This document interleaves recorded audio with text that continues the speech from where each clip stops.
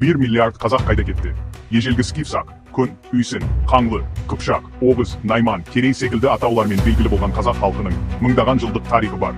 Еуразияның ұлан-ғайыр алқабын мекендеген түркі тектес ірі этностардың заңды мұрагері. Мәшһүр Жүсіп Көпейұлының «Қыпшақ көп пе, Қытай көп пе» деген сөзінің астарында сол дәуірде түркілердің, әсіресе қыпшақтардың аса көп әрі қуатты болғаны жатыр. Қытай жылнамалары мен Византия деректері түркі қағанаты дәуірінде әскер саны шамамен 3 миллионға жеткенін жазады. Қытай тарихшысы Фань Цзюэлин 7 ғасырда түркілер туралы: олардың әскері мен халқының саны теңіз толқынындай көп, соғыста ержүрек, тәртіптері темірдей берік деп жазған. Повесть временных лет қыпшақтар мен печенегтерді сансыз көп, ұлы орда деп сипаттайды.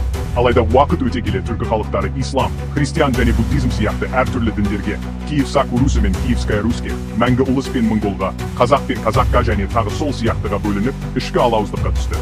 Осыны пайдаланып, Византия және кейін Ресей империясы түркі жұртын бір-біріне айдап салып, бөлшектеп, біртіндеп өз ықпалына алды. Бұл саясатты кеңестік жүйе жалғастырып, ашаршылық пен соғыстар арқылы халықтың санын күрт кемітті. Бүгінде түркі халықтарының жалпы саны шамамен 2 миллиардқа жуықтап, соның ішіндегі қазақтар тарихи әділет тұрғысынан кем дегенде 1 миллиардтан асуы тиіс еді. Бірақ ғасырлар бойғы соғыстар мен саяси отаршылдық сол әлеуетті тежеді.